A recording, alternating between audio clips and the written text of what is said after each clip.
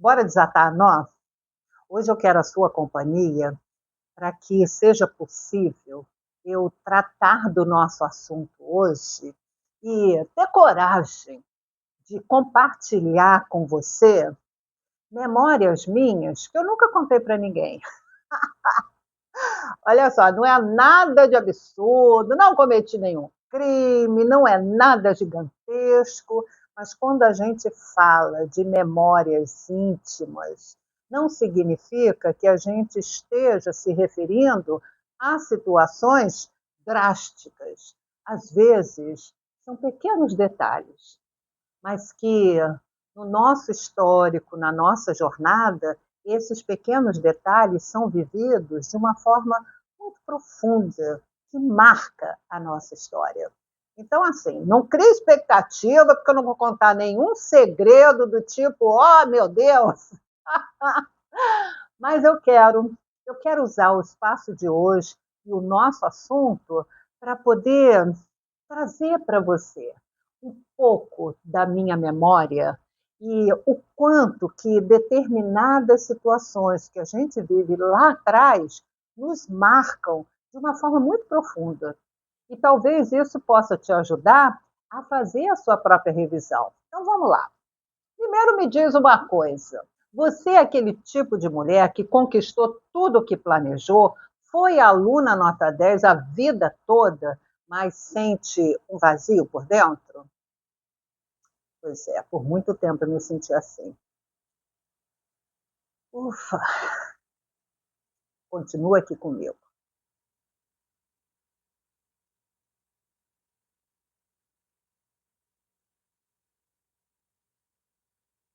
A questão, minha linda, é que o sucesso que o mundo nos vende nos exige deixar a nossa sensibilidade lá na porta.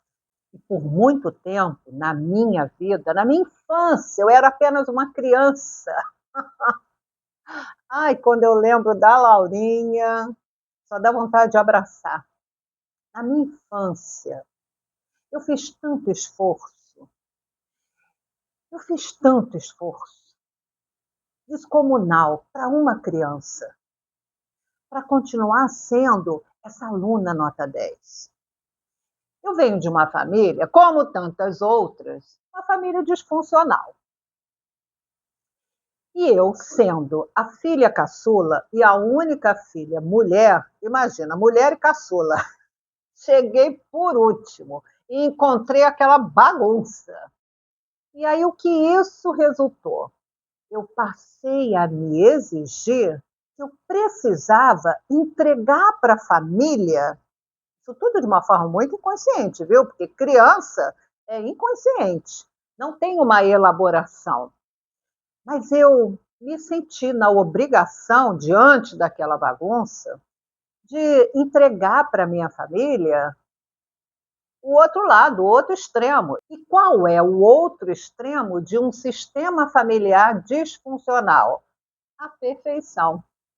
Então, quando eu me lembro, uau, eu fazia muito esforço para ser aluna nota 10, para ser perfeita. Eu lembro, vou compartilhar aqui com você, e você vai dizer assim, Laura, como tu era boba. Eu era só uma criança. E hoje sou capaz de compreender. Eu fui uma criança que, mesmo sem que ninguém exigisse de mim essa perfeição, eu me sentava todo dia no almoço. Eu lembro assim, eu era muito pequena, mas eu me lembro que eu me sentava para almoçar e lembro da sensação de ver aquele punhado de arroz no prato e ter que colocar um punhado no garfo e trazer até a boca. E o desafio era não permitir que nenhum grão de arroz caísse, caísse no chão, caísse fora do prato. Olha que coisa incrível, né? Uma criança que atribuía aquele momento da vida, o momento de dar uma garfada num punhado de arroz, a autoexigência de que todo grão que tivesse no garfo conseguisse chegar dentro da boca e não caísse nenhum para fora. E aí, muito tempo eu fiquei refletindo, né? Muita terapia, assim, por que, que eu me exigia aquilo? Por que, que eu me torturava com aquela exigência que roubava de mim a conexão com o prazer de estar comendo a minha comida? Porque assim, não tinha prazer, né? Não tinha prazer. Era só um trabalho de equilibrista. E aí eu fiquei me percebendo, revisando a minha história, e comecei a perceber que, em meio a tanta disfunção no sistema familiar e a minha tendência de querer ser perfeita, eu recebi era muito elogio. Ai, elogio é bom, né? Nem sempre me alinda, porque eu recebia muito elogio e isso me custou. Era muita gente que me dizia assim: nossa, como a Laura é educada, como ela é bem comportada. Eu recebia esses elogios o tempo todo. Só que, na minha cabeça de criança, dentro do contexto onde eu vivia, eu traduzia aquilo como: eu preciso me esforçar para poder manter esse, esse carimbo social. E aí, assim, tudo era lançado no bendito grão de arroz. Quase como se o grão de arroz cair no chão, eu deixo de ser essa perfeição. Olha como é duro. Eu nunca falei isso publicamente, porque por muito tempo eu senti vergonha disso. E achar assim, nossa, como eu era boba, que criança tola. Mas à medida que eu fui elaborando, e com tudo que eu estudei, com tudo que eu trabalho, e com todas as reflexões que eu faço, vida fora, em décadas, eu comecei a compreender. Aquela criança recebeu uma carga muito pesada, que no seu próprio silêncio, porque não era compartilhado com ninguém, né? No meu próprio silêncio, eu fiz de tudo para sustentar aquele lugar de perfeição. Então, não há como sentir vergonha disso. É preciso acolher essa dimensão de vulnerabilidade de um momento da nossa vida que a gente não tinha ferramental para poder elaborar de uma forma mais inteligente. Então, naquele momento, o melhor que eu podia fazer diante de tudo que eu vivia era me esforçar para ser perfeito. E hoje eu entendo e percebo, inclusive, que, apesar de ter sido muito duro, muito pesado, porque não foi só o grão de arroz que eu busquei equilibrar o tempo todo, isso foi se desdobrando em várias outras condições e situações. Apesar de ter sido tão difícil e tão pesado, muita coisa boa veio também dessa experiência.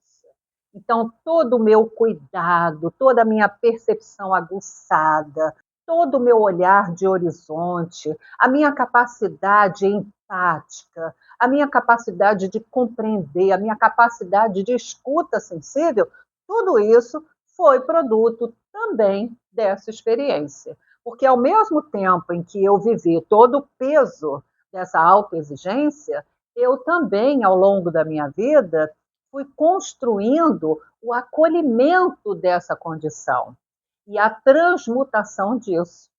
Então, essa inteireza, ela é resultado não só das coisas lindas e maravilhosas que a gente vive. Não, muito pelo contrário. As coisas lindas a gente celebra, são efeitos, mas são as coisas difíceis que são a nossa grande fonte quando a gente usa como oportunidade de crescimento. E quando eu me lembro hoje desse bendito arroz, tanto é que eu não sou muito chegada a arroz, não. Não gosto de arroz. Não curto arroz. Mas quando eu me lembro desse arroz, eu me lembro daquela criança que naquele momento da vida achava que tinha que dar conta de uma nota 10 que não devia nem ser cobrada dela, mas que, diante das circunstâncias, foi a forma que aquela criança traduziu a sua própria experiência. Então está tudo certo. O que a gente faz com isso? A gente rememora, elabora, ressignifica, extrai os aprendizados e libera o peso. Porque esse peso é que não precisa nos acompanhar a vida fora, mas os efeitos, os aprendizados, as consequências de crescimento, as oportunidades de uma nova perspectiva, de tecer novos fios, isso aí a gente busca, pensa esses fios, puxa esses fios e leva para a vida, porque a gente não pode desonrar a nossa experiência lá de trás. Faz sentido para você? Isso te faz lembrar alguma experiência sua de criança que pode ter gerado uma tradução de autoexigência para também ser essa aluna nota 10, para também buscar essa perfeição? Pausa o vídeo se precisar, para poder não perder a oportunidade de estar capturando uma memória, uma lembrança, para você trazer para o seu nível de consciência atual e acompanhar. Depois você volta para o vídeo e continua a conversa para poder trabalhar essa memória e fazer bom uso dela. Porque a vida não é sofrimento. Sofrimento é escolha. A gente sente dor, não tem como evitar. Mas a gente escolhe sofrer. Porque o sofrimento diz respeito a uma escolha da manutenção da dor, ao invés de atravessá-la. Por muito tempo eu sofri, porque eu não conseguia sair daquele lugar de dor, daquela criança que equilibrava arroz a cada refeição.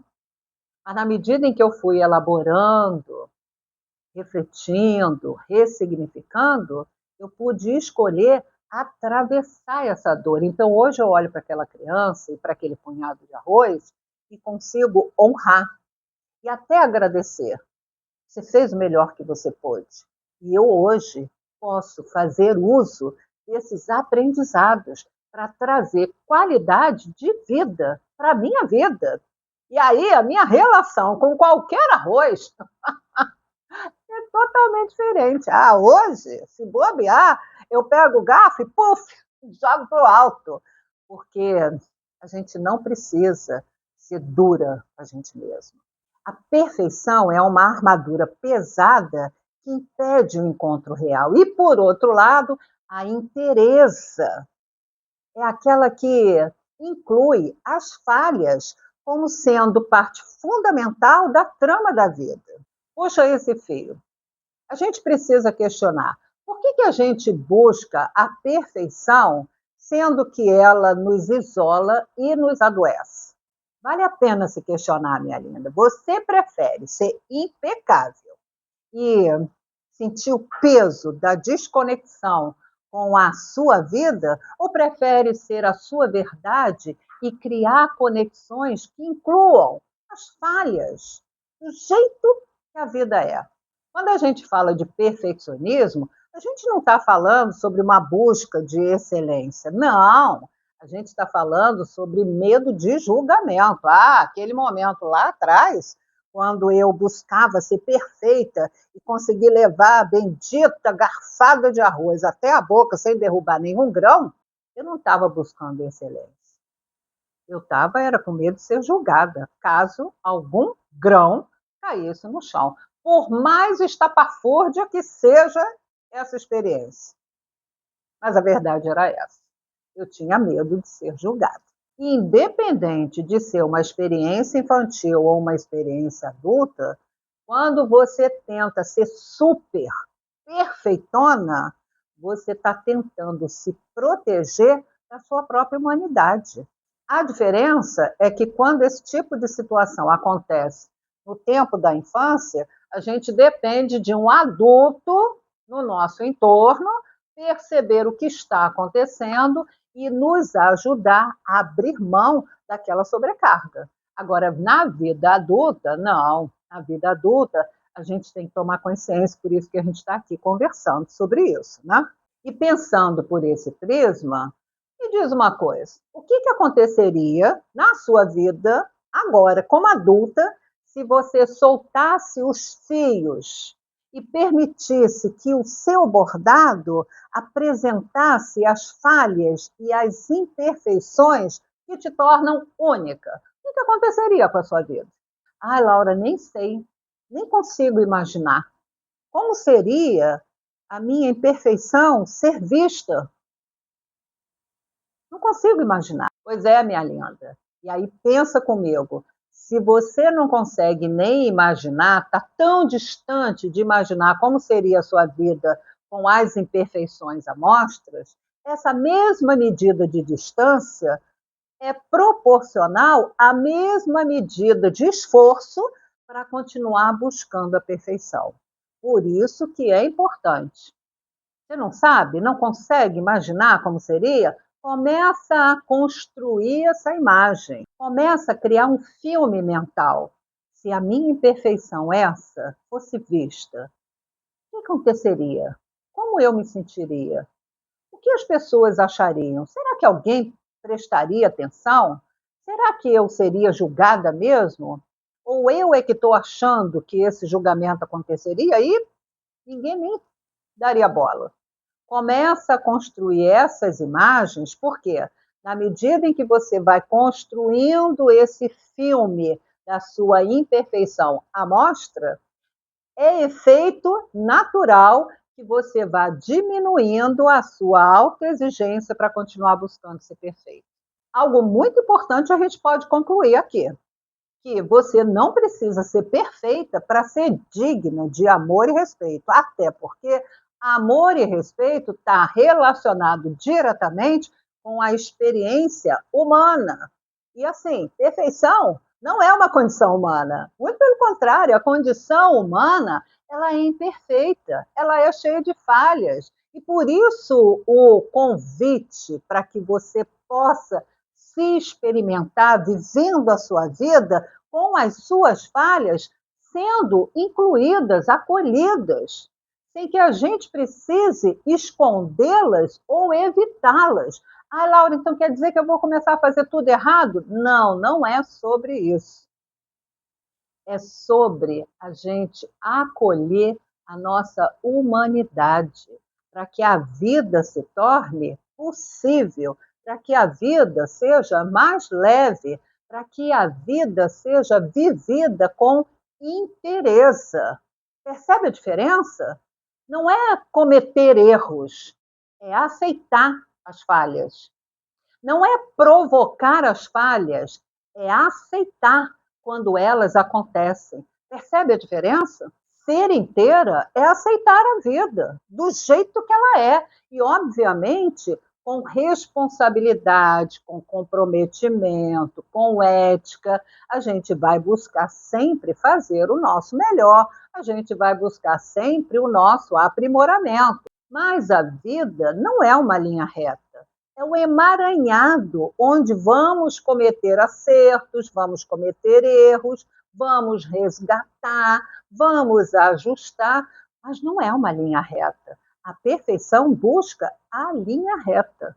E isso não é humano. E o convite que eu te faço, minha linda, é que você aposte no resgate da sua verdade, menos perfeita e mais verdadeira. E se tem uma coisa que lá na comunidade Fios de Si eu sempre estou reforçando, é que precisamos e merecemos nos despir da armadura do ter que ser. Armadura, minha amiga, armadura é um negócio pesado. Armadura a gente usa se for para guerra. E a nossa vida do cotidiano não pode ser uma guerra constante. Portanto, precisamos nos despir dessa armadura. E a nossa conversa vai ser sempre nessa direção, de estar olhando para si, buscando em si mesmo a sua verdade, elaborando possibilidades de tecer novos fios. Então, olha só, continua aqui no canal, porque nós Estamos concluindo essa jornada, mas no próximo vídeo nós vamos abrir um outro ciclo de jornadas. Por quê? Porque merecemos ocupar o nosso lugar no mundo com a nossa verdade, com a nossa inteireza. A vida fica muito mais bonita quando a gente para de tentar consertar tudo e apenas e simplesmente ser quem somos. Combinado assim? Te espero no próximo bordado.